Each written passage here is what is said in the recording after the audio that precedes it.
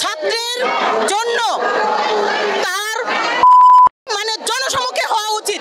তরুণদের সমাবেশ, যুবকদের সমাবেশ, জনাব তারেক রহমান স্যার উনি এই জন্য তরুণদের উনি বুঝতে পেরেছেন আসলে রাজনীতি করার জন্য কাউকে বাদ দেওয়া যাবে না।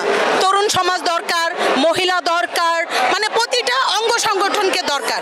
সেই অঙ্গ সংগঠনগুলোকে উজ্জীবিত করার জন্য জনাব তারেক রহমান এই তরুণ সমাজকে মানে ভোট এবং ভোটাধিকার যে এই তরুণদের একটা অধিকার সেটা বোঝানোর জন্যই কিন্তু আজকে এই সমাবেশের আয়োজন করা হয়েছে। আমি সালেহা আক্তার, সাংগঠনিক সম্পাদক, ঢাকা মহানগর দক্ষিণ মহিলা দল। এখানে আসার উদ্দেশ্য হচ্ছে আজকে তরুণদের সমাবেশ, যুবকদের সমাবেশ, তারুণ্যের যে অহংকার আমরা বলি, যে অহংকারের একটা প্রতিফলন ঘটছে আজকে এই সমাবেশের মধ্য দিয়ে। দেখেন বিগত প্রায় 18 হতে 20 বছর এই যারা তরুণ সমাজ ভোটার হয়েছে, ভোট কি জিনিস তারা কিন্তু বুঝছে না। কারণ কি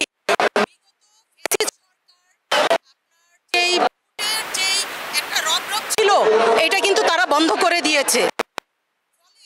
এই যে এই তরুণ সমাজ ভোট কি, নির্বাচন কি এই সম্পর্কে কোনো কিছু জানে না। এই সম্পর্কে থেকে তারা অনেক দূরে সরে গিয়েছে এবং এই যে রাজনীতিটাও এই তরুণ সমাজের মধ্যে একটা নেগেটিভ ধারণা চলে আসছে। কিন্তু এই রাজনীতির মধ্যে যদি এই তরুণ সমাজের মধ্যে যদি রাজনীতি সম্পর্কে নেগেটিভ ধারণা চলে আসে তাহলে আপনারাও অবগত আছেন, তাহলে কিন্তু এই সমাজ উন্নয়নের দিকে ধাবিত হবে না, আস্তে আস্তে সমাজ ডিমোশনের দিকে চলে যাবে। আমাদের বাংলাদেশ জাতীয়তাবাদী দলের পক্ষ থেকে আমাদের যে কাণ্ডারি জনাব তারেক রহমান স্যার উনি এই জন্য তরুণদের উনি বুঝতে পেরেছেন আসলে রাজনীতি করার জন্য কাউকে বাদ দেওয়া যাবে না। তরুণ সমাজ দরকার, মহিলা দরকার, মানে প্রতিটা অঙ্গ সংগঠনকে দরকার। সেই অঙ্গ সংগঠনগুলোকে উজ্জীবিত করার জন্য জনাব তারেক রহমান এই তরুণ সমাজকে মানে ভোট এবং ভোটাধিকার যে এই তরুণদের একটা অধিকার সেটা বোঝানোর জন্যই কিন্তু আজকে এই সমাবেশের আয়োজন করা হয়েছে।